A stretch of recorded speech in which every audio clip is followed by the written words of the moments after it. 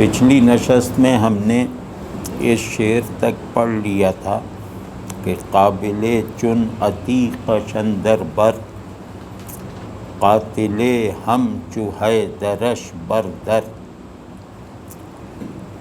تو اس میں ایک نقطہ جو تھا وہ جو رسول اللہ صلی اللہ علیہ وسلم کے لائے ہوئے دین کے دو بڑے اصول بتاتا ہے، اور اسی طرح آپ صلی اللہ علیہ وسلم کا فیضان تربیت جو دو طرح کے اصولی نتائج پیدا کرتا ہے اس کی طرف بھی یہ شعر اشارہ کرتا ہے۔ اس کو ہم اگر قدرے پھیلا کر دیکھیں تو اس میں سیدنا ابو بکر صدیق اکبر رضی اللہ تعالیٰ عنہ کو قابل کہا گیا ہے۔ قابل کا مطلب ہے قبولیت کا مادہ رکھتے ہوئے، قبولیت کی کامل استعداد رکھنے والا وہ شخص جو حق کو اس کی تمام تاثیرات اور حقائق کے ساتھ قبول کر لے، بغیر کسی غور کے، بغیر کسی تأمل کے، بغیر کسی تدریج کے۔ تو مطلب اس حق کا اظہار ہوا نہیں اور اس نے اسے جذب کیا نہیں۔ مطلب قابل اس ذات کو کہتے ہیں کہ حق کا ہر اظہار مطلب سامنے آتے ہی اس میں جذب ہو جائے۔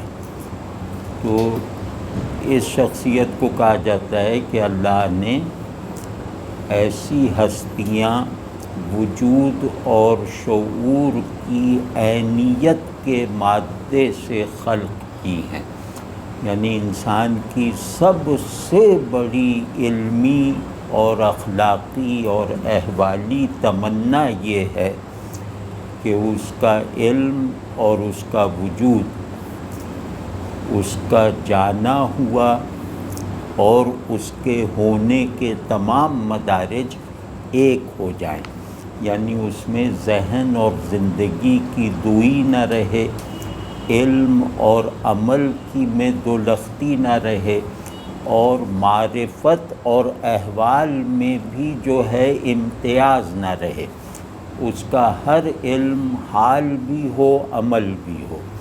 تو اس منزل کو کہتے ہیں کہ اس کا وجود اور شعور، انسان جو ہے وہ بلحاظ وجود بھی مخلوقات سے کامل ہے اور باعتبار شعور بھی خلائق سے افضل ہے۔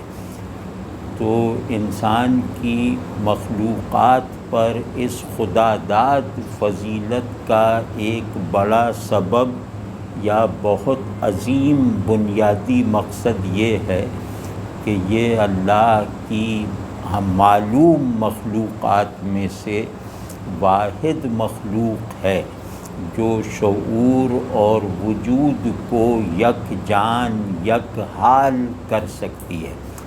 تو انسان کا سب سے بڑا اپنے بارے میں مطالبہ یہ ہے، انسان کے کمالات کی آخری ممکنہ حد یہ ہے کہ وہ وجود اور شعور کی آئیڈینٹی یعنی عینیت یعنی وحدت تک پہنچ جائے، یعنی وہ یہ بات ریئلائز بھی کر لے اور اس بات کا گویا تجربہ بھی حاصل کر لے کہ اس کا ذہن اور زندگی، اس کا ایمان اور اس کا باطن، اس کا جو نظام احوال، یہ سب جیسے ایک ہی ہیں، عنوان مختلف ہیں۔ تو وجود اور شعور کے نام مختلف ہیں لیکن ان کی حقیقت ایک ہے، ان کا مقصد ایک ہے اور ان کی حالت ایک ہے۔ تو یہ بیسک انسانی آئیڈیل ہے، یونیورسل ہیومن آئیڈیل ہے، جس کی طرف پیش رفت کی جاتی ہے تمام علوم میں، تمام افعال میں، تمام منصوبوں میں۔ یعنی آدمی خدا کو مانے یا نہ مانے، اس کی علمی، عملی اور اخلاقی سرگرمیوں کا آخری ہدف یہی ہے کہ وہ وجود اور شعور کی آئیڈینٹی کو ایک ایکچولائزڈ حالت میں، ایک ایکچولائزڈ موڈ میں حاصل کر لے۔ یہ انسان کا سب سے بڑا خواب ہے، اور اس خواب کو تعبیر دینے کے لیے اس کے تمام علوم ہیں، تمام فنون ہیں، تمام اس کی سیریس سرگرمیاں، چاہے یہ اچھی طرح نہ سمجھتا ہو، لیکن انسان کی تمام سنجیدہ سرگرمیاں دراصل اس منزل تک پہنچنے کی کوششیں ہیں کہ اس کے ہونے اور اس کے جاننے کی سطح ایک ہو جائے، اس کا ہونا اور اس کا جاننا اور ماننا ایک ہو جائے۔ اسے شعور کہو تو صحیح ہے، اسے وجود کہو تو درست ہے، ٹھیک ہے نا؟ تو یہ حال سیدنا صدیق اکبر رضی اللہ تعالیٰ عنہ کا تھا۔ یعنی اللہ تعالیٰ انبیاء علیہم السلام کے مصاحبوں میں، حواریوں میں، مقربوں میں، تربیت یافتگان میں ایک ایسا آئیڈیل، ایک ایسی شخصیت ضرور پیدا کرتا ہے جس میں نبوت کا سارا ایسنس، مطلب نبوت باعتبار علم، باعتبار حال اور باعتبار عمل ریفلیکٹ ہو جائے۔ یعنی جو نبی علیہ السلام کے مزاج دینداری کا، نبی علیہ السلام کی خدا رسیدگی کا، نبی علیہ السلام کے تعلق باللہ کا، اور نبی علیہ السلام کے نظر میں دنیا کیا ہے، آدمی کیا ہے، غرض ان تمام زاویوں سے اپنے نبی علیہ السلام کی اقتدا سے پیدا ہونے والا وہ کامل ترین مظہر ہو جس کو دیکھنے سے اس نبی علیہ السلام سامنے آ جائیں۔ یعنی نبی علیہ السلام سے تعلق اور نبی علیہ السلام کی تقلید کا حق اس وقت تک کامل طریقے سے پورا نہیں ہو سکتا جب تک سیدنا صدیق اکبر رضی اللہ تعالی عنہ سے علمی، باطنی، طبعی اور عملی مناسبت نہ حاصل ہو۔ واضح ہے نا؟ تو یعنی جس طرح اللہ تبارک و تعالی کے قرب کے لامتناہی مراحل میں آخری برزخ اسے کہتے ہیں جس کا ایک کنارہ مجھے میسر آ جائے اللہ کے فضل سے، اور دوسرا کنارہ اللہ کے حضور کی انتہا پر ہو۔ یعنی پہلے کنارے پر وہ مجھے میری حقیقت چکھا دے، دوسرے کنارے پہ وہ اللہ کی معرفت اور قرب کا واحد ضامن ہو۔ تو یہ جس کی بدولت مجھے میری حقیقت سمجھ میں آ جائے، اور جس کی برکت سے مجھے اللہ کی معرفت اور اللہ کے ساتھ تعلق کے آداب اور احوال نصیب ہو جائیں، اس کو کہتے ہیں برزخ، ٹھیک ہے نا؟ تو جس طرح قرب الہی میں، تعلق باللہ میں آخری برزخ رسول اللہ صلی اللہ علیہ وسلم کی ذات اقدس ہے، اسی طرح رسول اللہ صلی اللہ علیہ وسلم سے نسبت کے راستے میں آخری برزخ سیدنا صدیق اکبر رضی اللہ تعالیٰ عنہ، یعنی کہ ہر مقرب کو جو رسول اللہ صلی اللہ علیہ وسلم کے اسوے سے، رسول اللہ صلی اللہ علیہ وسلم کے ساتھ تعلق سے رسول اللہ صلی اللہ علیہ وسلم کی نسبت میں کمال سے اگر وہ کا مدعی ہے تو اس کے لیے مطلب لازم ہے کہ وہ یہ دکھائے کہ وہ سیدنا صدیق اکبر رضی اللہ تعالی عنہ کا ایک ہمبل عکس ہے یا نہیں۔ اگر وہ یہ نہ دکھا سکا تو اسے رسول اللہ صلی اللہ علیہ وسلم سے کوئی بامانی مناسبت نہ باطنی نہ عملی نہ علمی کوئی بھی نصیب نہیں ہے۔ اور یہ حیثیت صحابہ بھی رسول صدیق اکبر رضی اللہ تعالیٰ عنہ کی سمجھتے تھے۔ رسول اللہ صلی اللہ علیہ وسلم کے اوجھل ہو جانے کے بعد سیدنا صدیق اکبر رضی اللہ تعالیٰ عنہ صحابہ کے لیے تبادلۂ خیال کرنے والی شخصیت نہیں تھے، حکم لینے والی شخصیت تھے۔ یعنی جب وہ کچھ کہہ دیتے تھے تو وہ موضوع بحث وہ بات کبھی نہیں بنتی تھی، یعنی جو فرما دیا بس وہ سب نے اسے قبول کیا یا مزید سمجھنے کی کوشش کی، لیکن اس کے مقابلے میں کوئی اظہار خیال کبھی نہیں کیا۔ اور اس پہ نص اس پر سمجھیں کہ رسول اللہ صلی اللہ علیہ وسلم کے معمول ہونے کی وجہ سے حکم کی کیفیت یہ ہے کہ رسول اللہ صلی اللہ علیہ وسلم جیسا کہ اللہ کا حکم تھا آپ صلی اللہ علیہ وسلم کو کہ اپنے امور مشاورت سے طے کیا کرو، تو آپ صلی اللہ علیہ وسلم اہم معاملات میں ایک مجلس مشاورت ضرور فرمایا کرتے تھے جس میں مقرب حضرات حاضر ہوا کرتے تھے۔ تو ہر مجلس مشاورت کا یہ فارمیٹ تھا کہ اس میں آخری مشورہ سیدنا صدیق اکبر رضی اللہ تعالیٰ عنہ سے مانگا جاتا تھا۔ یعنی جب سب لوگ مشورہ دے دیتے تھے تو آپ صلی اللہ علیہ وسلم سیدنا صدیق اکبر رضی اللہ تعالیٰ عنہ کی طرف رخ کر کے فرماتے تھے کہ اے ابو بکر تم بھی تو کچھ کہو۔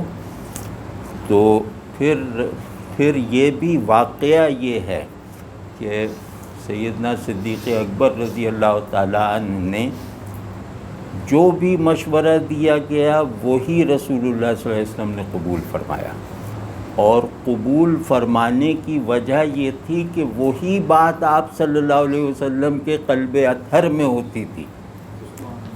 یعنی یوں کہہ لیں کہ آپ صلی اللہ علیہ وسلم اپنی بات جس کی زبان سے کہلوانا چاہتے تھے وہ زبان سیدنا صدیق اکبر رضی اللہ تعالیٰ عنہ کی۔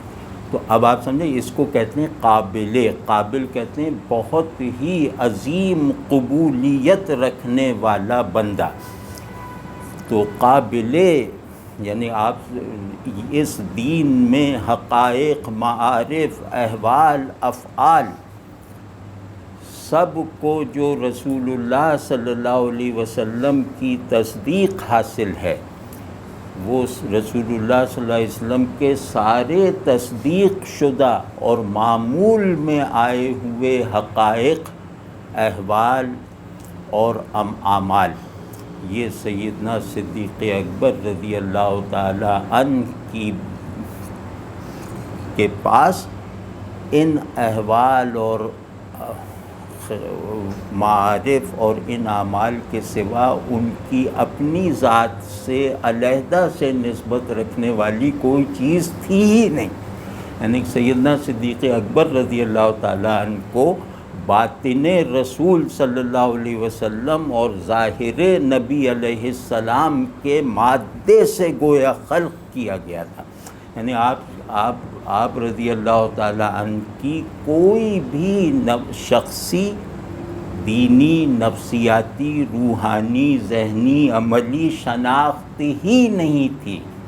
آپ کی شناخت آپ کے آقا و مولا رسول اللہ صلی اللہ علیہ وسلم تھے، اور آپ نے اپنے گھر کی زندگی سے لے کر اپنی تجارت کی جگہ تک اور اپنے مسلح سے لے کر جہاد کے میدان تک، ہجرت کے راستے تک، پوری زندگی کے ایک ایک لمحے سے یہ ثابت کر دیا کہ میری متاع وجود اور میرا سرمایہ شعور ایک ہی ہے، کیونکہ یہ پورا کا پورا رسول اللہ صلی اللہ علیہ وسلم سے ماخوذ ہے.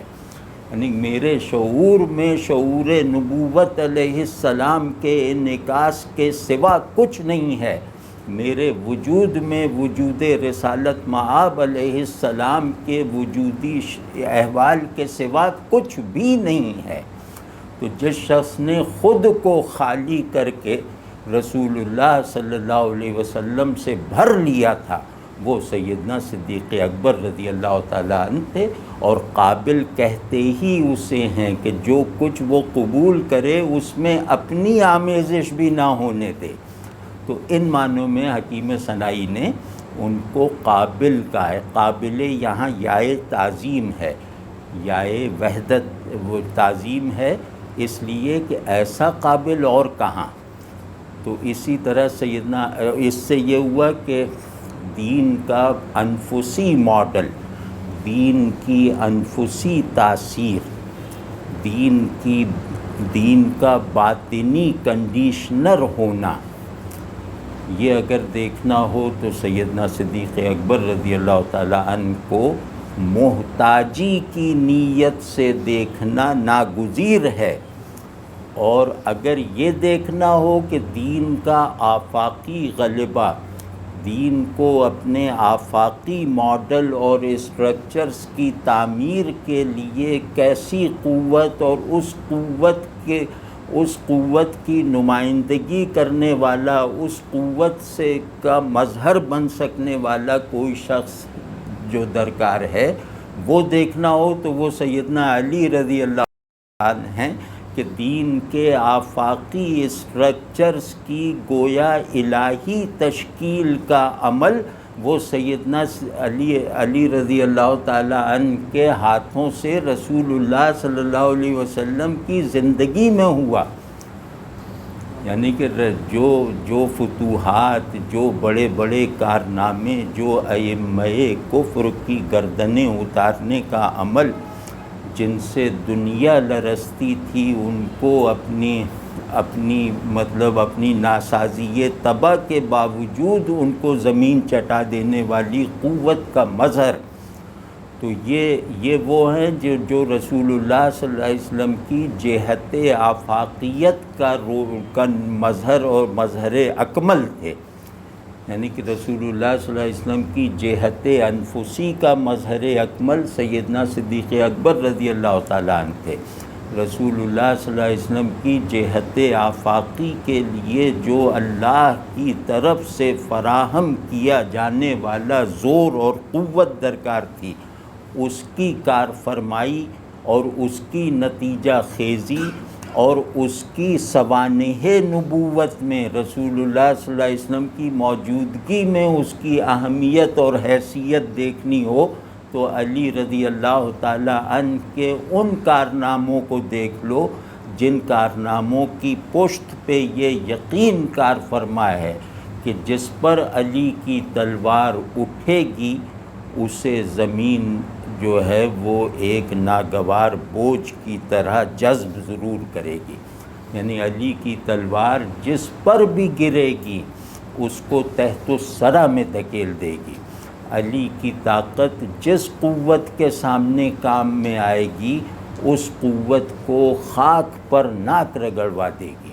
یہ تیقن حضرت علی کو حاصل تھا. یعنی کہ رسول اللہ صلی اللہ علیہ وسلم کی موجودگی میں، مطلب اصل شرف وہ ہوتا ہے جو شرف نبی علیہ السلام کی زندگی میں مقاصد نبوت کو حاصل کرنے میں کام آئے. تو نبی علیہ السلام کا مقصد نبوت یہ تھا کہ اس دین کو غالب کریں، اس دین کو آفاقی سطح پر غالب کریں. یعنی صرف آدمی کے قلب پر غالب نہ کریں بلکہ یہ آدمی کی سچویشنز اور آدمی کے بنائے ہوئے نظام پر بھی غالب کر کے دکھائیں. یہ رسول اللہ صلی اللہ علیہ وسلم کا مقصد بعثت تھا.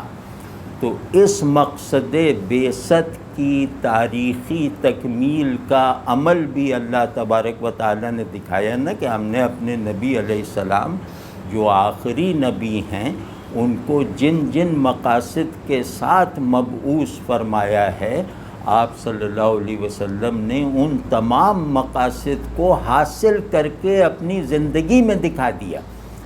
تو آپ سمجھئے نا، تو اب دیکھیے کہ آپ صلی اللہ علیہ وسلم کا مقصود تھا جزیرہ نمائے عرب کی حد تک دین کو غالب کر دینا، تو آپ صلی اللہ علیہ وسلم نے جزیرہ نمائے عرب کے چپے چپے پر دین کو اپنی حیات طیبہ میں غالب ہوتے ہوئے دیکھا، اور دیکھا بھی اس طرح کہ اس کو اللہ کی تائید حاصل ہے سورہ فتح میں، ٹھیک ہے نا۔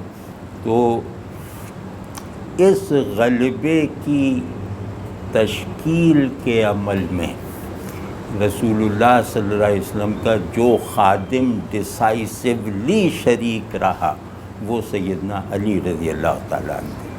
تو یعنی مقاصد بعثت کی تاریخی تکمیل کے عمل میں رسول اللہ صلی اللہ علیہ وسلم کے جو خدام بطور خاص شریک ہوئے ہیں، ان کا درجہ جو ہے وہ شخصی اعمال اور ذاتی افعال کی بنیاد پر نہیں ہے، وہ گویا ربانی تائید اور رسول اللہ صلی اللہ علیہ وسلم کی طرف سے ہونے والی تصدیق کا حامل ہے۔ تو یہ دو خدام ایسے، مثال کے طور پہ یہ دو خدام ایسے تھے جنہوں نے مقاصد بعثت کے دونوں بڑے بڑے حصوں کو اپنی ذات سے حاصل کر کے دکھایا، رسول اللہ صلی اللہ علیہ وسلم کی رہنمائی میں، رسول اللہ صلی اللہ علیہ وسلم کی نگرانی میں، اور ان دونوں کی سرگرمیوں اور مجاہدات کے نتائج کو رسول اللہ صلی اللہ علیہ وسلم نے گویا اپنے معجزات نبوت کے طور پہ قبول فرمایا۔ یعنی سیدنا صدیق اکبر رضی اللہ تعالیٰ عنہ کی ذات آپ صلی اللہ علیہ وسلم کی نگاہ اقدس میں معجزہ نبوت ہے، اسی طرح سیدنا علی رضی اللہ تعالیٰ عنہ کے کارنامے آپ صلی اللہ علیہ وسلم کی تصدیق کے ساتھ معجزہ نبوت ہیں، ٹھیک ہے نا۔ ورنہ رسول اللہ، اصول یہ ہے کہ رسول اللہ صلی اللہ علیہ وسلم کی حیات طیبہ میں، آپ صلی اللہ علیہ وسلم کی ظاہری موجودگی میں جس سے جو کرامت سرزد ہوئی ہے، وہ کرامت رسول اللہ صلی اللہ علیہ وسلم کا معجزہ ہے، حتیٰ کہ وہ صاحب کرامت رسول اللہ صلی اللہ علیہ وسلم کا معجزہ ہے۔ تو سیدنا صدیق اکبر کو دیکھیں کہ معراج کے واقعے کی گویا چشم دید تصدیق کر دی، تو یہ آپ کی ایک نگاہ کرامت ہے جس نے سمجھا صرف اعتبار علی الرسالہ نہیں بلکہ آپ رضی اللہ تعالیٰ عنہ کی ایک نگاہ کرامت ہے۔ تو وہ وہاں خیبر کی فتح میں جو واقعات ہوئے وہ کسی بھی ترکیب سے سمجھ میں آنے والی چیزیں نہیں ہیں، تو وہ کرامت آفاقی ہے، یہ کرامت انفسی ہے، اور یہ ان جن ہستیوں کو دی گئی ہے ان کے مرتبے کی سب سے بڑی دلیل ہے کہ ان کے ہاتھوں سے ہو جانے والے خرق عادت کارنامے کو رسول اللہ صلی اللہ علیہ وسلم کے مقاصد بعثت کی تکمیل میں ایک قوت اور ذریعے کی حیثیت حاصل ہے۔ تو آپ سمجھ لیں کہ ان لوگوں کے مرتبے کا کوئی اندازہ کر سکتا ہے کہ جو مقاصد نبوت کی تحصیل میں، تشکیل میں، حصول میں مطلب شریک ہوئے ہوں، براہ راست شریک ہوئے ہوں، یعنی مقاصد نبوت کے بعض اجزاء کی تکمیل جو ہے وہ ان کے کارنامے کے طور پہ بھی زمانے کو یاد رہ جائے، تو یہ بہت ہی بڑی بات ہے۔ تو یہاں قابل کا مطلب یہ کہ جس نے پورے دین اور دین لانے والے کو انٹرنلائز کر دیا، یہ سیدنا صدیق اکبر رضی اللہ تعالیٰ عنہ، اور وہ جس نے دین اور دین کے لانے والے کو غلبے کے ساتھ ایکسٹرنلائز کر دیا، وہ سیدنا علی رضی اللہ تعالیٰ عنہ، ٹھیک ہے نا۔ یہ اس شعر کا مدعا ہے، اور اس میں قابل اور عتیق کیونکہ سیدنا صدیق اکبر رضی اللہ تعالیٰ عنہ کا لقب ہے، اور قاتل اور حیدر سیدنا علی کا لقب نہیں بلکہ نام ہے، تو ان کی والدہ نے رکھا تھا۔ تو ان میں بھی رعایت ہے۔ عتیق کہتے ہیں بہت پرانا اور محکم اور بلا تغیر، جس میں تغیر نہ آئے۔ عتیق ویسے کہتے ہیں پرانے کو، تو ایسا پرانا جس میں کسی تبدیلی کی ضرورت نہ ہو کسی کمال کو حاصل کرنے کے لیے۔ تو قابلیت جس میں پوری ہوگی، یعنی اس کی فطرت میں قابلیت رکھی گئی ہے، تو وہ جب سے بنا ہے جب سے قابل ہے، اور اس میں گویا اسرار قدم سے مناسبت رکھنے والی صلاحیتیں اللہ تبارک و تعالی نے ودیعت کی ہیں۔ اور اس کا سبب یہ ہے کہ دور جاہلی میں بھی سیدنا صدیق اکبر رضی اللہ تعالیٰ عنہ سے مراسم جاہلیت نہیں صادر ہوئے، یعنی آپ نے کبھی برہنہ طواف نہیں کیا، کبھی شراب نہیں پی، کبھی بت پرستی نہیں کی، ٹھیک ہے نا؟ تو گویا یہ عتیق ہیں۔ اور اس پس منظر میں دیکھیں تو عتیق کا مطلب ہے ابراہیمی روایت کا نمونہ، یعنی اس زمانے میں ابراہیم علیہ السلام کی روایت گویا قدیم تھی نا، تو اس قدیم روایت کا نمونہ۔ تو اور اسی طرح یعنی قابل ہونے کے لیے بہت پرانا ہونا ضروری ہے، اور قاتل ہونے کے لیے شیر ہونا ضروری ہے، بہادر ہونا ضروری ہے۔ تو یہ رعایت بھی استعمال کی کہ جو قاتل ہوگا وہ حیدر ہوگا، اور جو قابل ہوگا وہ عتیق ہوگا۔ سیدنا صدیق اکبر رضی اللہ تعالیٰ عنہ کے اس میں گرامی کو میں نے اپنے ایک شعر میں باندھا ہے۔ تو غزل کا شعر ہے، منقبت کا نہیں، غزل میں ایک جگہ بات میں، ویسے ہی تبرکاً میں چاہ رہا ہوں میرا بھی نام آ جائے۔ دل چن مقیم سینہ صدیق اکبر است، دل چن مقیم سینہ صدیق اکبر است، آسودہ حقائق و ہم راز خاموشی۔ کہ دل جو ہے، دل اگر دل ہے تو وہ گویا صدیق اکبر رضی اللہ تعالیٰ عنہ کے سینے میں رہتا ہے۔ ہر صاحب دل کا دل اس وقت دل ہے جب وہ صدیق اکبر رضی اللہ تعالیٰ عنہ کے سینہ اقدس میں ہونا کوالیفائی کر لے، اور وہاں رہ کر پھر دل جو ہے وہ حقائق سے سیراب ہونا سیکھ جاتا ہے، اور خاموشی کا بھید بوجھنا سیکھ جاتا ہے۔ کہ رسول اللہ صلی اللہ علیہ وسلم خاموش رہتے تھے اور زبان صدیق اکبر بنتے تھے۔ اگلا شعر ہے کہ فیض فضل خدائے دایہ او، فیض فضل خدائے دایہ او، فر پر ہمائے سایہ او۔ اس میں مطلب رسول اللہ صلی اللہ علیہ وسلم کے مناقب بیان کرنے کا ذوق بھی انتہا پر ہے، اور آپ صلی اللہ علیہ وسلم کے مناقب بیان کرنے کے لیے جیسا عارفانہ قلب اور ذہن چاہیے وہ بھی ایکسپریس ہو رہا ہے۔ تو اب دیکھیں کہہ رہے ہیں فیض فضل خدائے دایہ او، ترجمہ اس کا یہ ہے کہ اللہ کے فضل کا فیضان آپ صلی اللہ علیہ وسلم کے لیے دائی کی طرح ہے، دایا کی طرح ہے، مڈ وائف کی طرح ہے، پرورش کرنے والے کی طرح ہے۔ یعنی آپ صلی اللہ علیہ وسلم کی والدہ فوت ہو گئیں، تو وہ فوت شاید اس لیے بھی ہوئی ہوں کہ ان کے پاس وہ پنگھوڑا ہو ہی نہیں سکتا تھا جو رسول اللہ صلی اللہ علیہ وسلم کی شان کے مطابق ہوتا۔ رسول اللہ صلی اللہ علیہ وسلم کو عام بچوں کی طرح پالا ہی نہیں جا سکتا تھا، تو رسول اللہ صلی اللہ علیہ وسلم کو والدہ سے الگ کر کے جو آپ صلی اللہ علیہ وسلم کی طفولیت کے لیے گہوارۂ تربیت بنایا گیا، گہوارۂ پرورش بنایا گیا، وہ کوئی نہیں تھا، کوئی کسی مخلوق کا بنایا ہوا نہیں تھا، کسی مخلوق کے ہاتھ میں نہیں تھا۔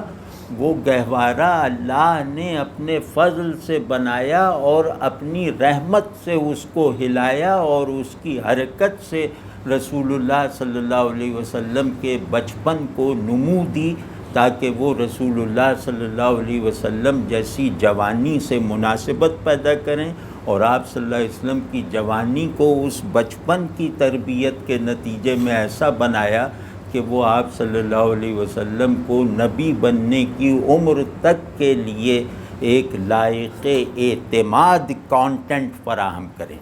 یعنی رسول اللہ صلی اللہ علیہ وسلم کی 40 برس کی قبل بعثت حیات بھی جو ہے وہ آپ صلی اللہ علیہ وسلم کی حیات نبوت کی ایک مربوط نتیجہ خیز اور پروڈکٹیو تمہید اور تیاری ہے، ٹھیک ہے نا؟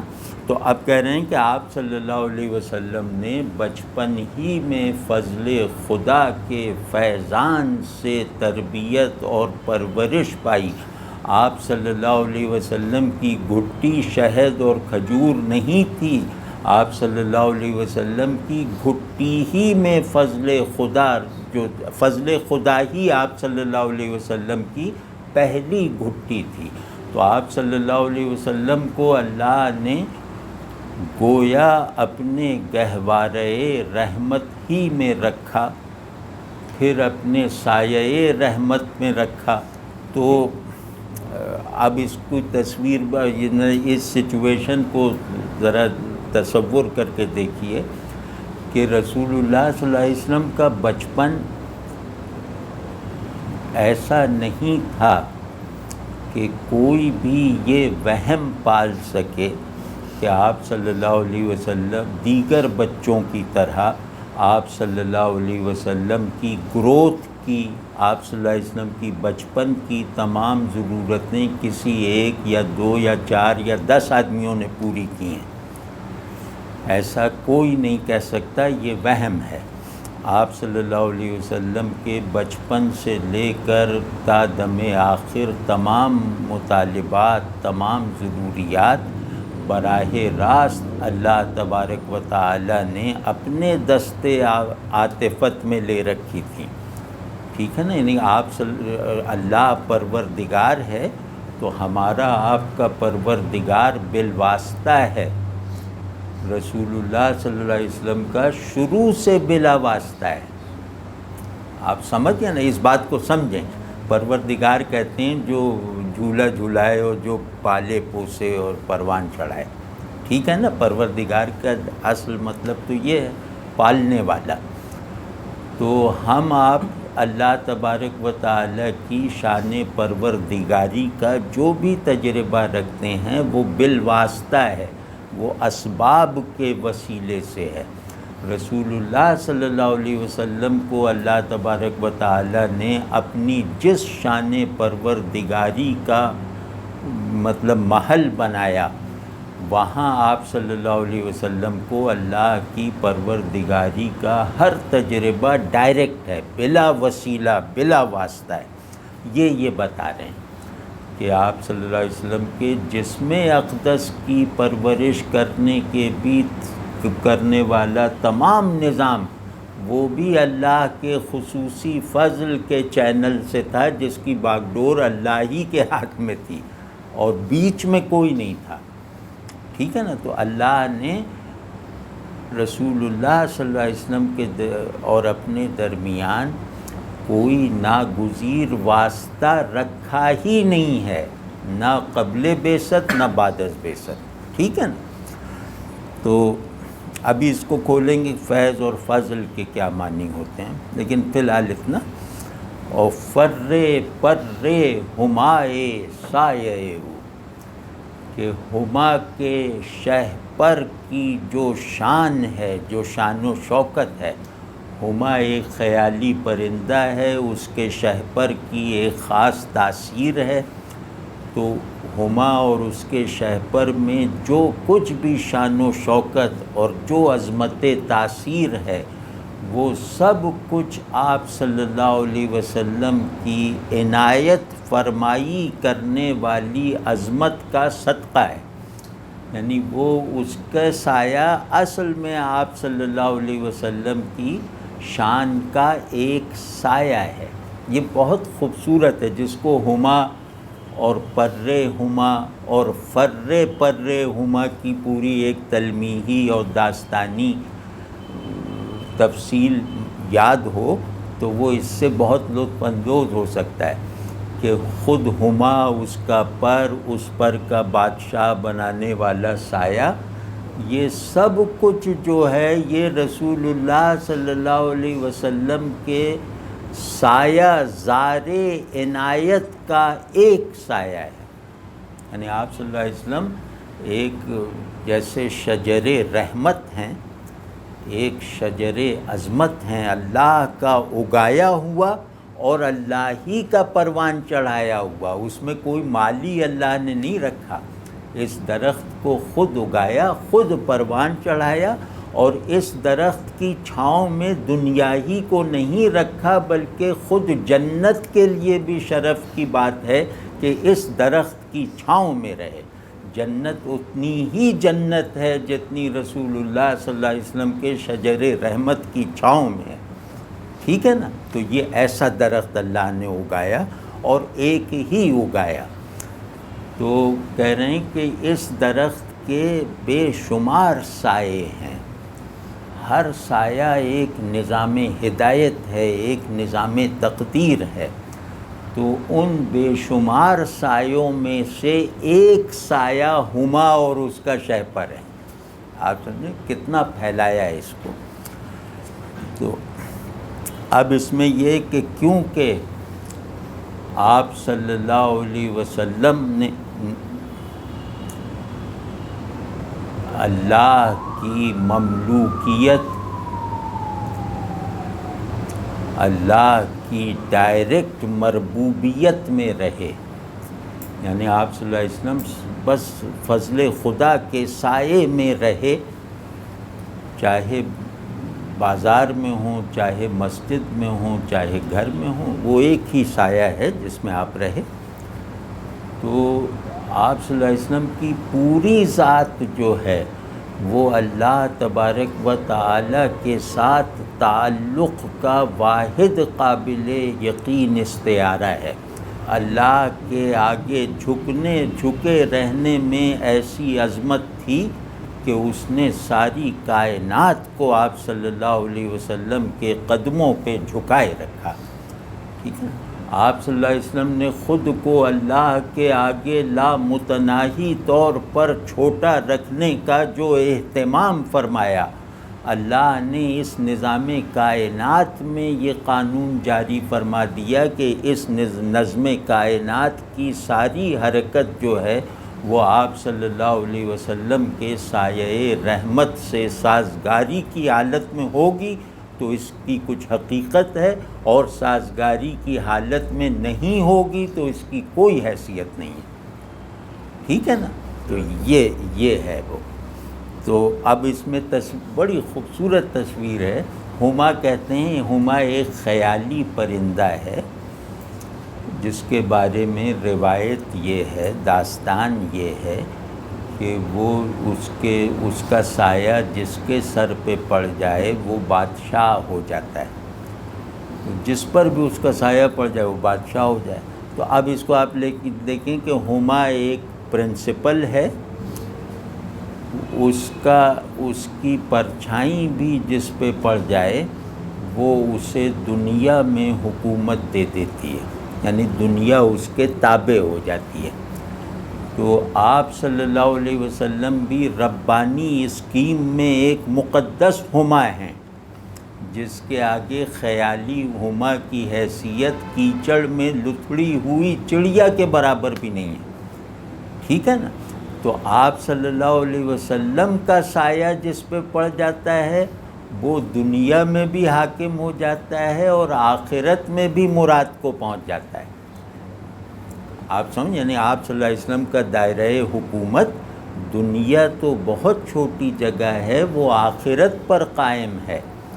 تو یہ بتا رہے ہیں کہ یہ جو بادشاہ بنانے والا پرندہ ہے، اس کا پروں کا سارا پھیلاؤ اور اس میں سایہ دینے کی جتنی بھی اہلیت ہے، اس سب کو ایک جگہ پہ کر لو تو وہ پرندہ اور خود اس کی پرچھائی جو بادشاہ بناتی ہے، وہ آپ صلی اللہ علیہ وسلم کے سایہ زار فضیلت کے ایک سائے کی پروردہ ہے. سایہ زار سمجھیے گا، سایہ زار کا مطلب ہے جہاں بہت ساری پرچھائیاں ہوں.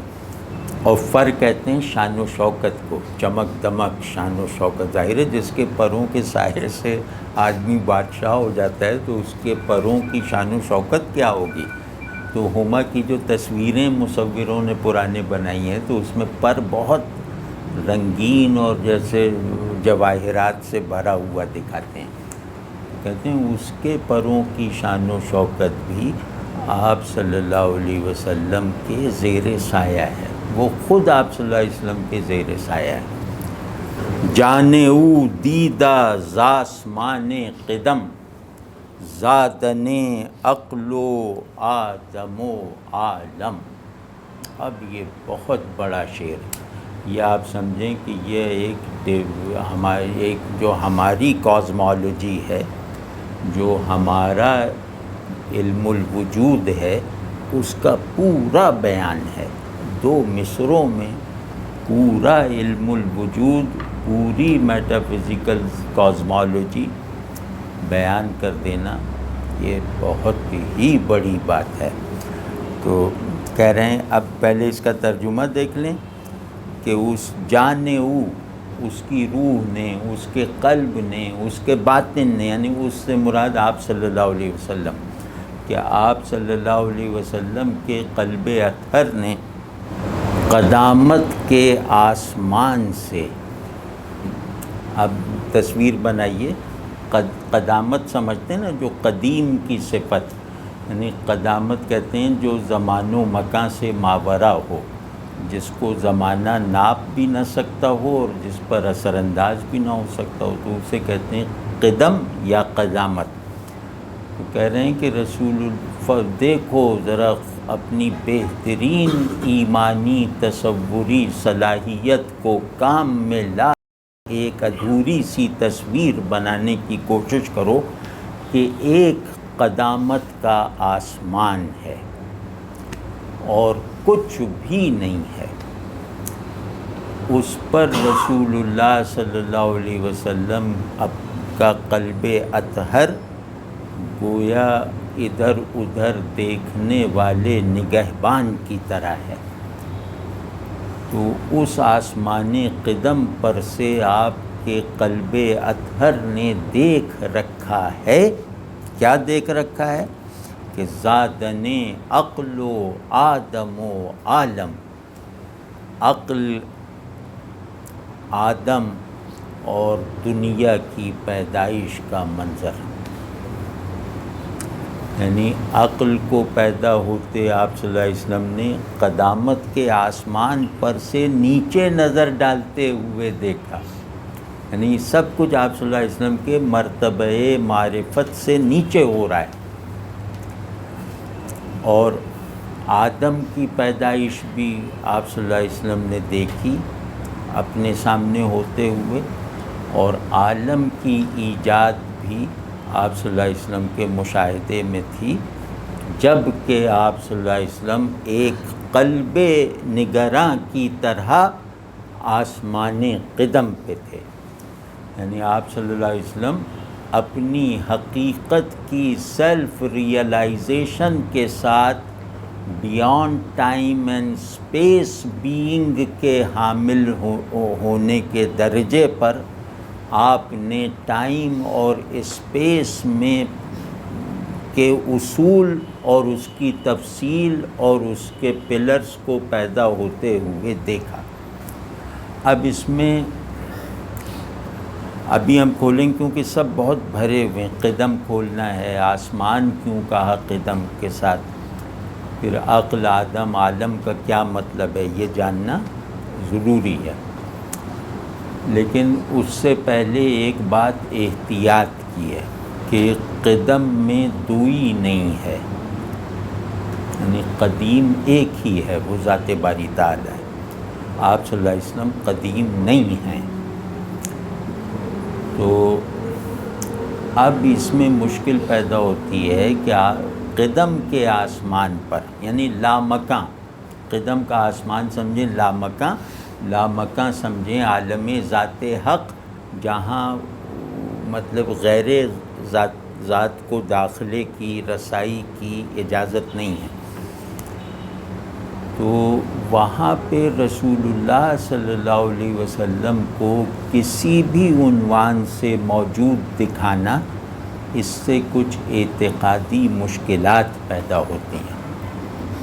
سمجھ رہے نا کہ نہ زمان ہے نہ مکان ہے، بس اللہ کا عرش ہے، اللہ کا عالم ہے، اللہ کی ہی ذات ہے اور کچھ بھی نہیں، فرشتے بھی نہیں.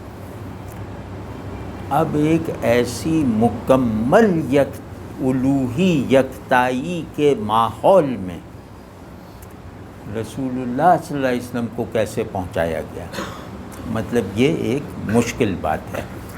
تو اس سے بچنے کے لیے انہوں نے کہا جانے او، یہ نہیں کہا کہ چشم او دیدہ ز آسمان قدم، کہ آپ صلی اللہ علیہ وسلم نے اپنی آنکھوں سے قدامت کے آسمان پر سے دیکھا، یہ نہیں کہا. یہ کہتے تو ظاہر بالکل غلط تھا، پہلی ہی نظر میں غلط تھا.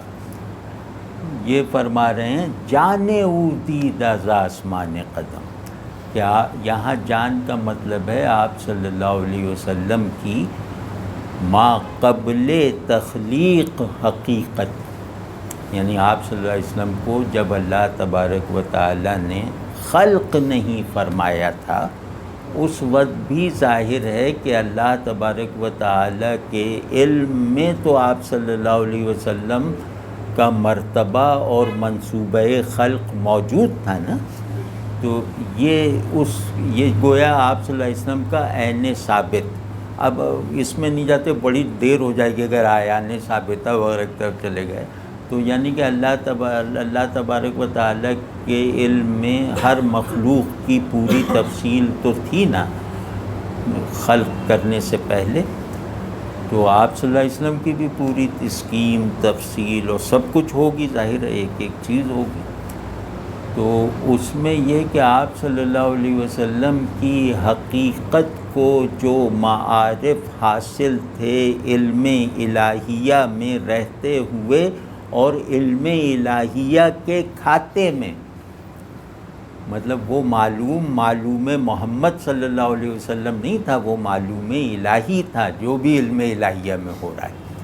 تو آپ صلی اللہ علیہ وسلم کو ایسی شان دینی مقصود تھی کہ گویا آپ کے مرتبہ عینی میں، یعنی علم حق میں ہونے کی حالت میں آپ کے جو حقائق اور معارف تھے وہ سب آپ صلی اللہ علیہ وسلم کو مخلوق کرنے کے بعد ایک امانت کی طرح اللہ نے سپرد کر دیا.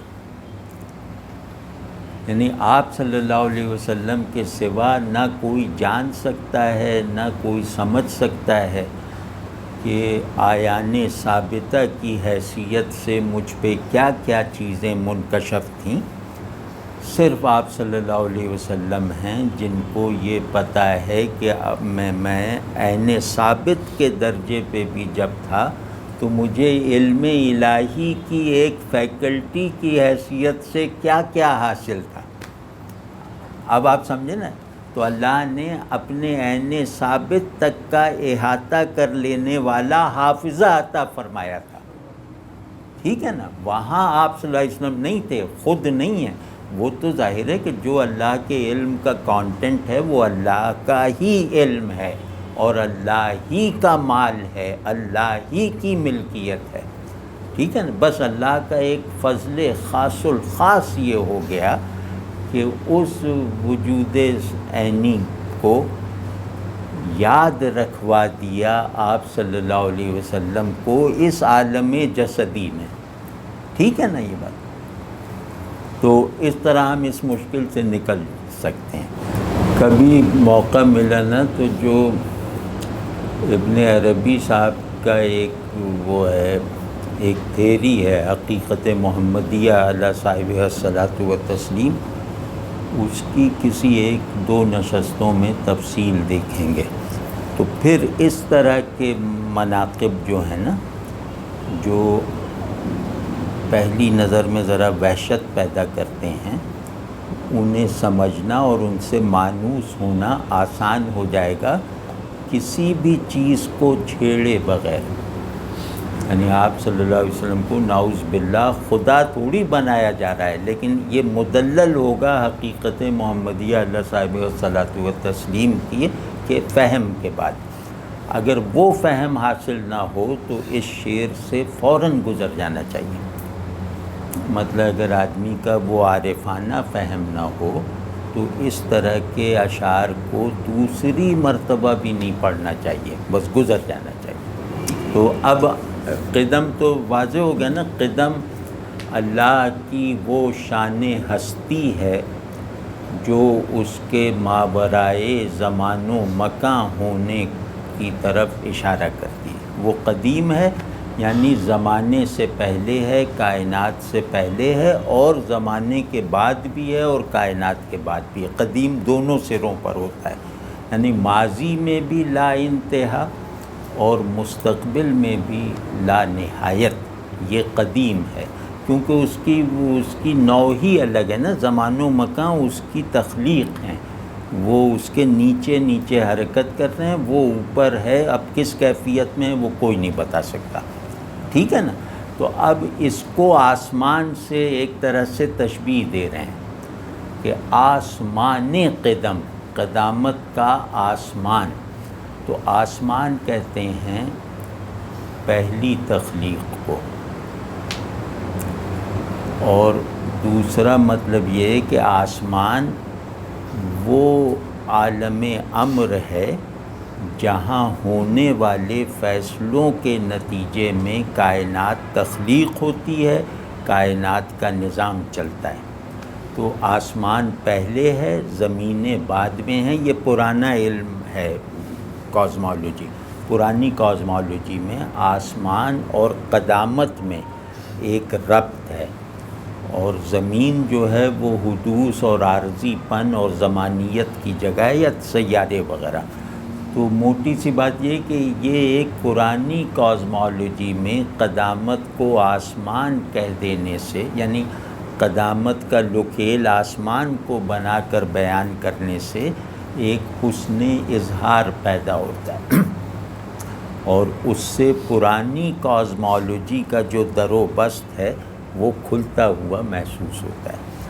تو چیزیں عقلاً غلط ثابت ہو بھی جائیں تو بھی ان میں سے بعض چیزوں کی جمالیاتی وقعت باقی رہتی ہے، ان کی عرفانی حیثیت باقی رہتی ہے. ٹھیک ہے نا؟ کیونکہ عرفان صورت کے درست فہم کو نہیں کہتے، عرفان صورت کے درست مصرف کو سمجھنے کا عمل ہے. یعنی صورت کے نظام کو جاننے کا عمل عرفان نہیں ہے. صورت کے نظام جیسا بھی جانا جا رہا ہے صحیح یا غلط، وہ ایک طرف. پورے اصول صورت کا مصرف یہ ہے کہ وہ حق کا مظہر ہونے کا کردار اور ذمہ داری ادا کرتا رہے. ٹھیک ہے؟ تو مصرف میں غلطی نہیں ہونی چاہیے، اس کے میکینکس کو سمجھنے میں غلطی ہوتی رہے گی، اس غلطی سے بچنے کا کوئی امکان نہیں ہے. ٹھیک ہے نا؟ تو اب آسمان فرض کیا، اب ثابت ہو گیا کہ آسمان بھی حد نظر ہے، یہ کوئی وجود نہیں. تو اس سے کوئی چیز جو ہے وہ کوئی چیز ایسی نہیں ہوئی کہ ہم اپنے مابعد الطبیعی عرفانی تسلسل میں کوئی رخنہ پیدا کرنے پر مجبور ہو جائیں. اس سے کچھ بھی نہیں ہوا. آسمان کی تعریف بدل گئی، لیکن آسمان جو بھی ہے اس کا علامتی معنی نہیں بدلا۔ اگر آج میں اس میز کو میز سمجھتا جا رہا ہوں مظہر حق کی حیثیت سے، کل پتہ چلے کہ یہ کرسی ہے تو اس کا عنوان بدل جانے سے، اس کے میکینکس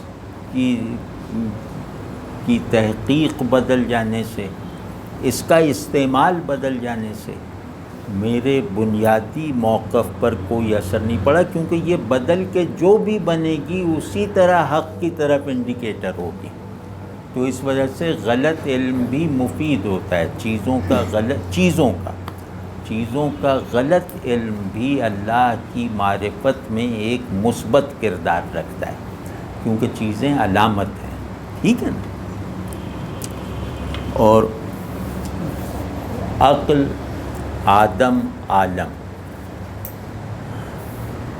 عقل ایک پرنسپل ہے۔ عقل کا یہاں مطلب وہ نہیں، انسانی عقل نہیں ہے، عقل ایک پرنسپل ہے۔ پرنسپل کی تفصیل یہ ہے کہ اللہ نے پرانے علم وجود میں اللہ نے سب سے پہلے عقل کو پیدا فرمایا، پھر عقل جس عقل کو پہلے پیدا فرمایا اسے عقل اول کہتے ہیں۔ اس عقل اول سے دو چیزیں پیرالل پیدا فرمائیں، ایک آسمان جس کو فلک اطلس کہتے ہیں یا نواں آسمان کہتے ہیں، آسمان نہوم یعنی آخری درجے والا آسمان، وہ اور نفس کلی۔ تو اب یہ ایک اسکیم آف کریشن چل رہی ہے کہ عقل اول کو خلق کیا، پھر عقل اول میں سے جنم لیا فلک نہم نے اور نفس کلیہ نے، پھر فلک نہم سے پھر ادھر آئی تو عقل دوم پیدا ہوئی، پھر عقل دوم سے آٹھواں فلک اور نفس کے دیگر احوال پیدا ہوئے۔ تو یہ ایک جیسے تنزلات تخلیق ہیں، تو لیکن یہ پرانے ہیں، یہ انسانوں کی تحقیق ہے، اس کو کوئی سند قرآن و حدیث سے نہیں حاصل۔ تو یہ پرانے لوگوں کو جیسے ایمانیات اور موجودہ علوم کے درمیان ایک نسبت پیدا کرنے کی ذمہ داری ہوتی ہے، تو اس ذمہ داری کو پرانے لوگوں نے نبھایا، کیونکہ یہ جو ہے یہ مذہبی علم نہیں ہے کہ عقل اول اور فلک نہوم اور نفس کلی پھر ایک چین آف کریشن۔ یہ پرانا علم وجود ہے، پرانا علم حیت ہے، اس کا مذہب سے تعلق نہیں ہے، لیکن کیونکہ یہ پریویل کر رہی تھی یہ نالج، یہ پورے وہ تو اس اپنے زمانے کے علمی مسلمات سے اپنے ایمانیات اور عقائد کو نتیجہ خیز نسبت دیے رکھنے کے لیے اپنے زمانے کے علمی نتائج کو استعمال کرنا پڑتا ہے تاکہ بات سمجھ میں آئے۔ تو محض اس مجبوری سے فلک اور عقل وغیرہ کے تصورات کی ایک عرفانی اہمیت بن گئی۔ تو کیونکہ حکیم صنعی اسی روایت کے آدمی ہیں جہاں یہ مانا جا رہا تھا، تو انہوں نے یہ بتایا کہ جو آغاز تخلیق کا سے جہتی عمل یعنی تخلیق عقل، تخلیق آدم اور تخلیق کائنات، اب یہ گویا پورا دائرہ موجودات مکمل ہو گیا، یعنی اللہ نے دائرہ موجودات کو پیدا کرنے کا جو آغاز کیا تھا وہ آپ صلی اللہ علیہ وسلم کی معرفت میں اس وقت آ گیا تھا جب آپ صلی اللہ علیہ وسلم خود عین ثابتہ کی حیثیت رکھتے تھے۔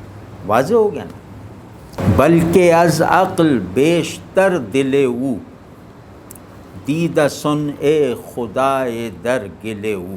یہ آسان شعر ہے، یہ پچھلے شعر کی توسیع ہے۔ بلکہ آ گیا نا حرف رب، کہ بلکہ یوں سمجھو کہ آپ صلی اللہ علیہ وسلم کے قلب نے وہ سارے ما قبل تخلیق مناظر ہی نہیں دیکھے، بلکہ اور میں بات واضح کر کے کہہ رہا ہوں، حکیم صنعی کہہ رہے ہیں کہ میں اور واضح کر کے تمہیں بتا رہا ہوں کہ آپ صلی اللہ علیہ وسلم نے عقل سے کہیں زیادہ عقل سے کہیں زیادہ آپ صلی اللہ علیہ وسلم کے قلب نے اللہ کی شان خلاقی کے تمام کمالات اپنے مادہ تخلیق میں دیکھ لیے۔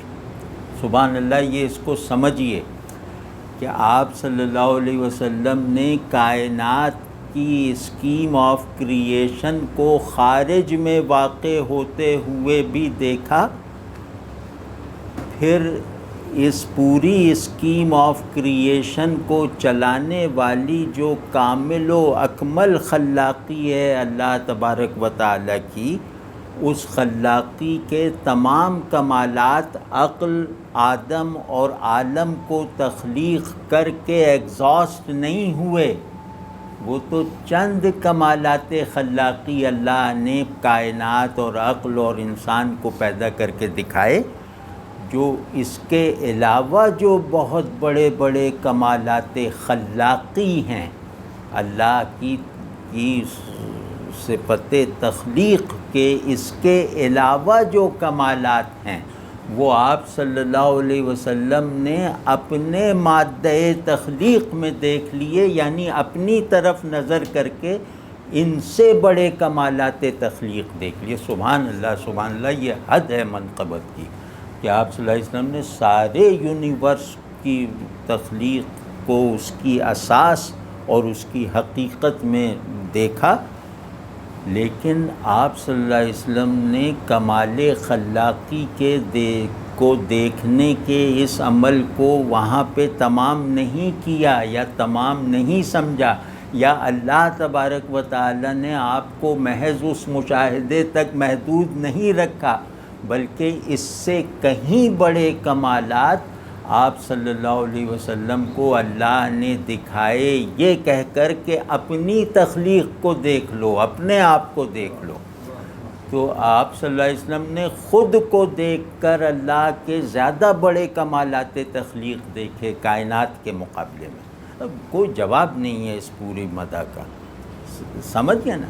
تو اب خلاصہ کیا ہے کہ اللہ کی سب مخلوق، سارا کارخانہ وجود اللہ تبارک و تعالیٰ کی شان خلاقی کا مظہر ہے، ٹھیک ہے نا؟ کہ دیکھو کیسا احسن الخالقین ہے کہ اس نے کائنات بنائی، اس نے عقل بنائی، اس نے آدم بنایا۔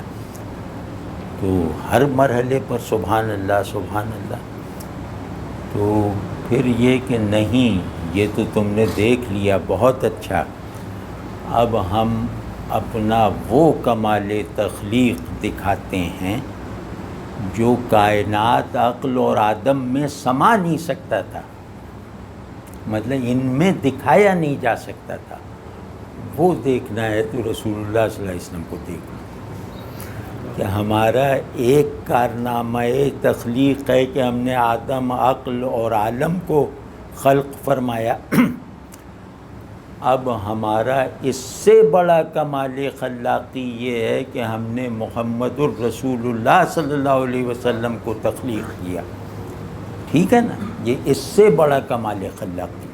یہاں روک دیتے ہیں، اگلے 3 شعر جو ہیں اگلی نشست میں پڑھیں گے انشاءاللہ۔ یہاں ایک مضمون کیونکہ پورا ہو گیا نا تو اسے روک دیتے ہیں۔ ایک آسان سا فرق بتاتا ہوں، فیض بھی ظاہر ہے اللہ کا فضل ہے، اللہ کا فضل بھی فیض کی طرح ہے، تو ان دونوں میں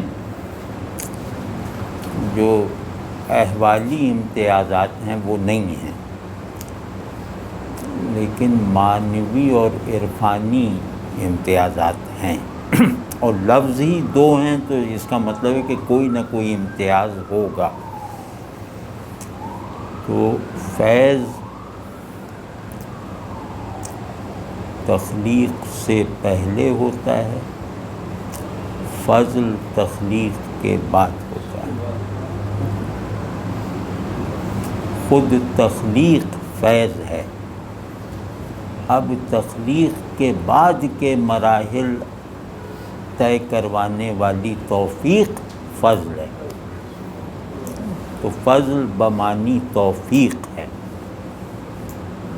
جیسے ایک اللہ کا بندہ ہے، اب اس پہ مہربانی فضل ہے، لیکن وہ اللہ کا بندہ نہیں تھا، اس وقت بھی اس پہ اللہ کی مہربانی تھی، وہ فیض ہے۔ تو فیض ایک نظام کی طرح ہے، ایک الوہی نظام کی طرح، ایک الوہی نظام وجود، اسے فیض کہتے ہیں۔ اس کے بھی دو حصے ہیں، فیض اقدس اور فیض مقدس، لیکن وہ بعد میں دیکھیں۔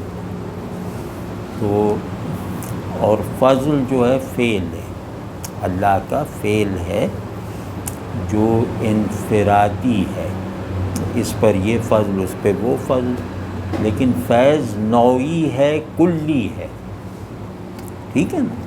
تو اللہ تبارک و تعالی نے وجود کے لیے جو کلی فیضان رکھا تھا اس کو بھی آپ صلی اللہ علیہ وسلم پہ صرف فرمایا، اور جو انفرادی عنایتیں رکھی تھیں وہ بھی ہر فرد سے بڑھ کر آپ صلی اللہ علیہ وسلم کی طرف ملتفت رکھا اپنے فضل کو، ٹھیک ہے نا؟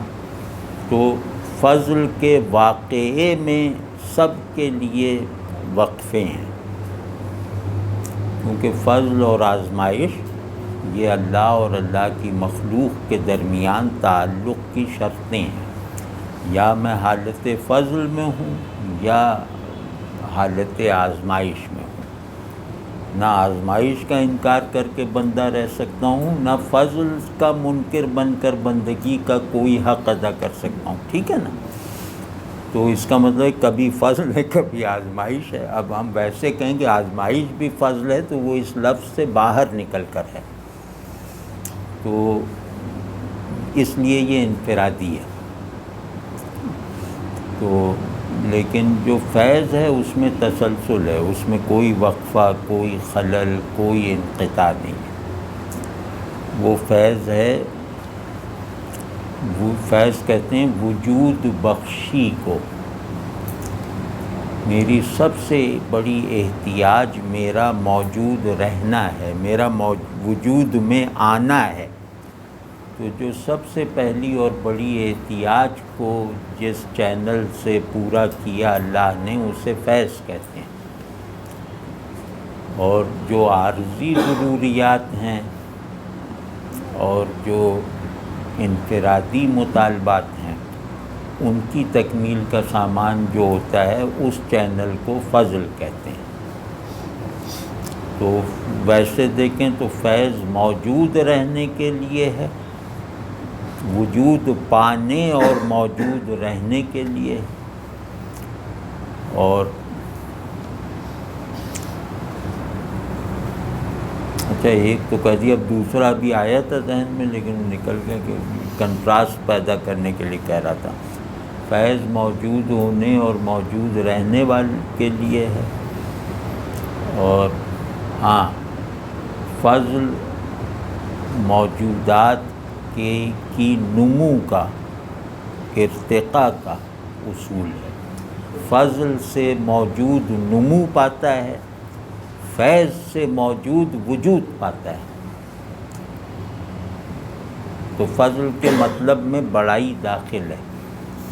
تو اللہ کا فضل جس پر ہوتا ہے اس کے اندر کوئی بڑائی، کوئی ترقی ضرور پیدا ہوتی ہے، یعنی نمو دیتا ہے اللہ۔ تو اللہ ہمیں نمو دے رہا ہے اپنے فضل سے، ہمیں وجود دے رکھا ہے اپنے فیض سے۔ ایک اور ہے وہ عملی ہے، تاکہ ہم لوگ اچھا بندہ بننے میں مدد حاصل کریں۔ فیض میں امتحان نہیں ہوتا، فضل امتحان سے خالی نہیں دنیا میں۔ جیسے ایک لگا ہوا ہے نا، فضل آزمائش، فضل آزمائش، یہ جیسے جڑواں ہیں۔ تو فضل میں امتحان ہو سکتا ہے، ہم یہ نہیں کہتے کہ ہر فضل میں آزمائش ہوگی، لیکن فضل میں آزمائش ہو سکتی ہے۔ فیض آزمائش کے نظام سے بلند ہے۔ اب کا ایک میں وضاحت سمجھتا ہوں کہ ضروری ہے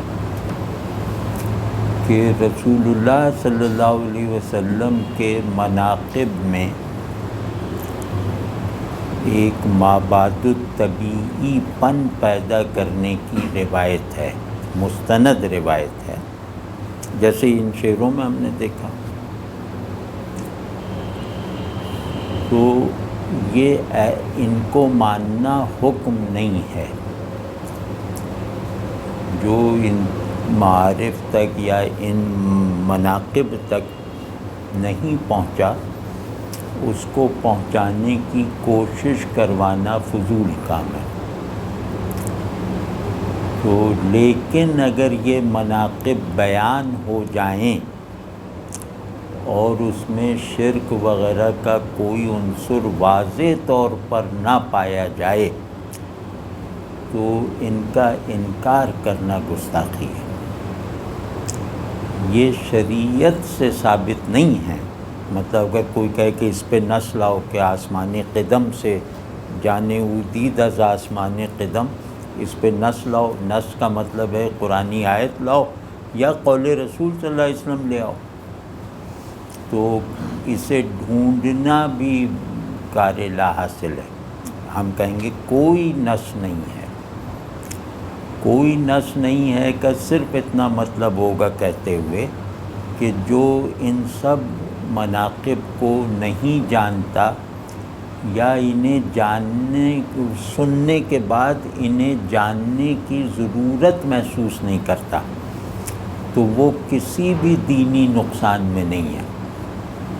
مطلب یہ باتیں اگر صحابہ کے سامنے کی جاتی تو وہ بڑی اجنبیت سے سنتے کہ یہ سب کیا کہہ رہے ہو، گو کہ وہ ان سے زیادہ مرتبہ نہ کون ہے۔ تو یہ چیزیں ایک جیسے تعلق میں ذوف پیدا ہونے لگے نا تب پیدا ہوتی ہیں۔ تعلق جب حالت کمال میں ہو، رسول اللہ صلی اللہ علیہ وسلم کے ساتھ تعلق حالت کمال میں ہو، تو اس طرح کی باتیں نہیں سوچتی۔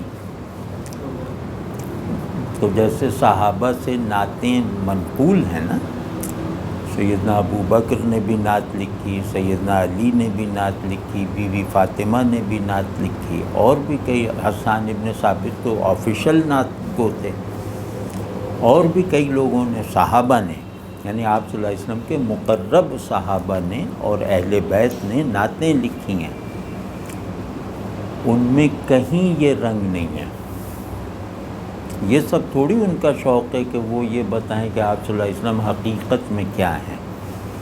ان کا یہ کہ آپ صلی اللہ علیہ وسلم اپنی صورت اور اپنے عمل میں ہی اتنے بڑے ہیں کہ اس سے آگے سوچنے کی کوئی ضرورت ہی نہیں محسوس ہوتی۔ تو وہ سب اخلاقی نوعیت کی نعتیں ہیں۔ یا تو آپ صلی اللہ علیہ وسلم کی جمالیاتی انداز میں مدح کی گئی، وہ بھی سادگی سے کہ چہرہ 14ویں کے چاند کی طرح، یا اخلاقی کہ آپ صلی اللہ علیہ وسلم غریبوں کے غمخوار تھے، آپ صلی اللہ علیہ وسلم نے سب کو ہدایت دی، آپ صلی اللہ علیہ وسلم اخلاق میں اکمل تھے۔ یہ بس موضوعات ہیں صحابہ کے۔ تو جب صحابہ جیسا عینی تعلق نہیں رہ گیا تو ہمارے اندر ایک خلا پیدا ہوا،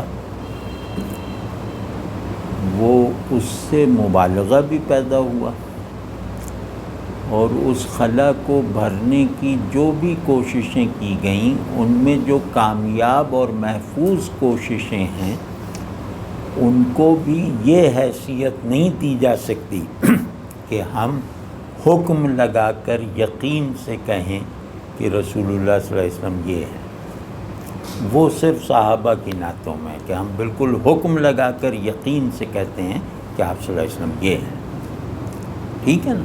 تو اس میں ذرا امتیاز رکھیں کہ یہ ہمارا اظہار محبت ہے،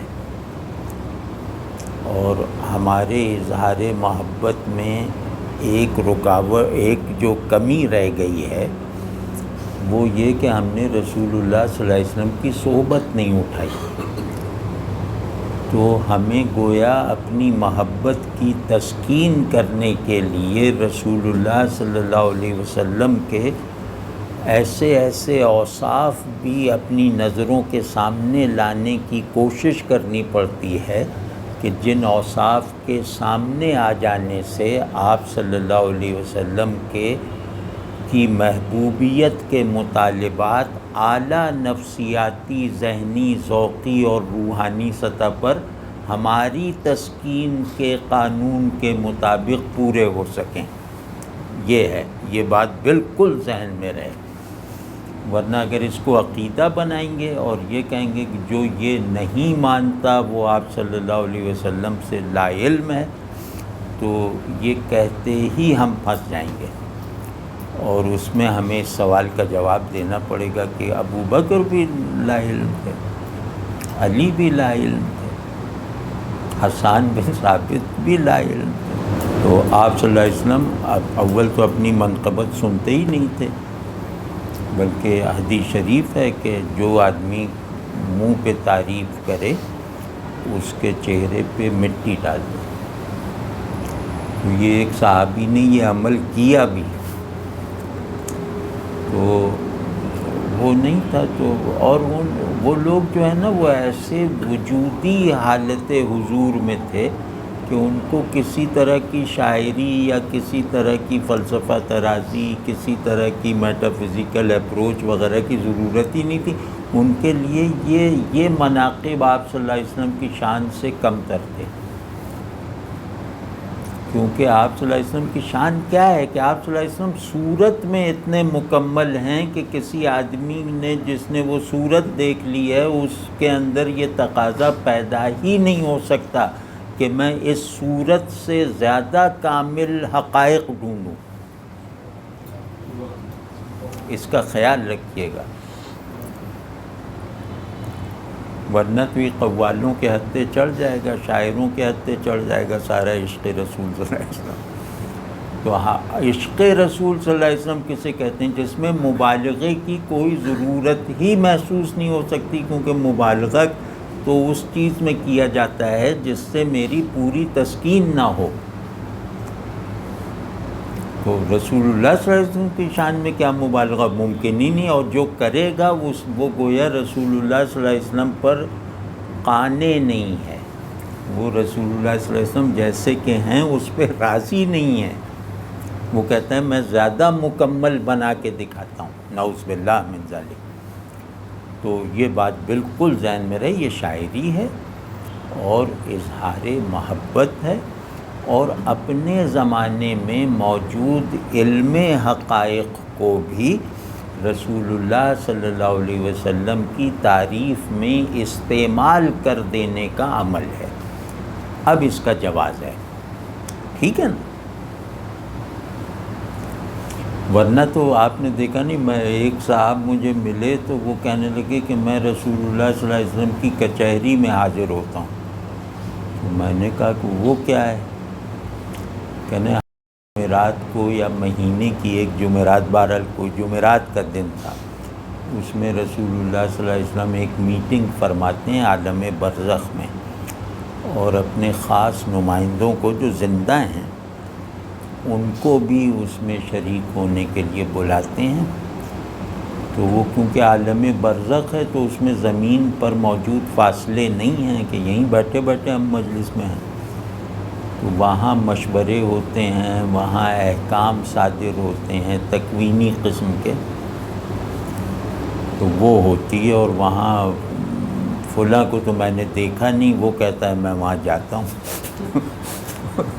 اب میں نے کہا یار کیا بے وقوفی، مطلب یہ صحابہ کو تو یہ مجلس میسر نہیں تھی اوجھل ہو جانے کے بعد، مطلب کسی نے کہا کہ آپ صلی اللہ علیہ وسلم سے ہم، یعنی کہ سیدنا عمر رضی اللہ تعالیٰ عنہ کو ایک اشکال ہوا قرآنی آیت میں، تو وہ افسوس کرتے رہتے تھے کہ کاش ہم رسول اللہ صلی اللہ علیہ وسلم سے پوچھ لیتے، اب اس کو صحیح سمجھنے کا راستہ بند ہو گیا۔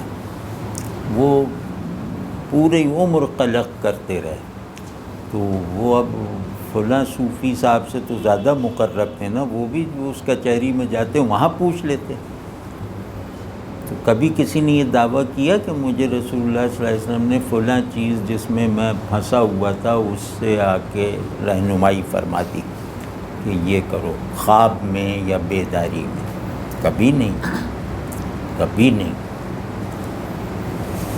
تو اس درجے کا تعلق بالرسول صلی اللہ علیہ وسلم جو ہے وہ بہت خطرناک ہے، بہت وہ جہاں پہ آپ صلی اللہ علیہ وسلم کچہری لگائیں اور ہم وہاں پہنچیں اور دعوے کریں تو بہت عام ہو گیا۔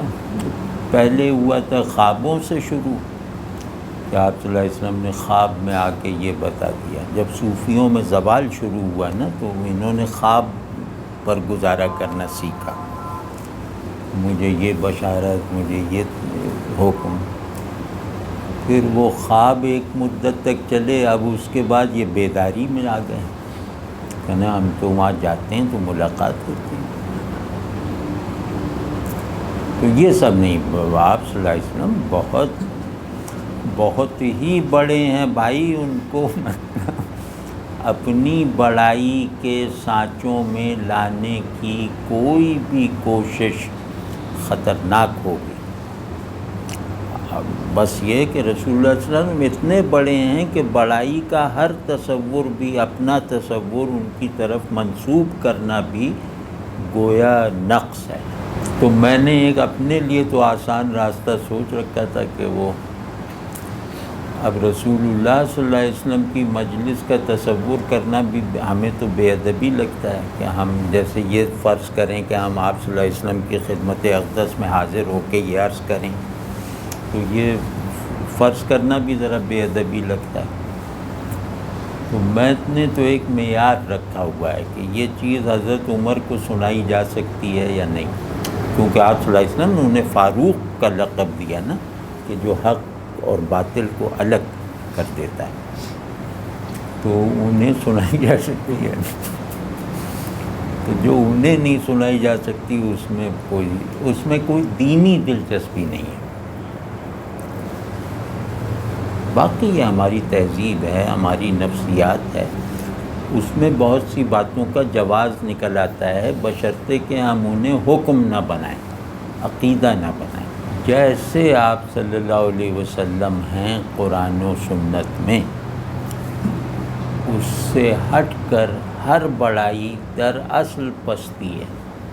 تو اب ایک درود شریف پڑھ لیتے ہیں، تو وہ درود شریف امام بخاری نے اپنی کتاب ادب المفرد میں روایت کیا ہے، امام بخاری نے روایت کیا یہ صیغہ جو ہے، تو اس میں ہم لوگوں کا بھی بڑا ذکر آ جاتا ہے۔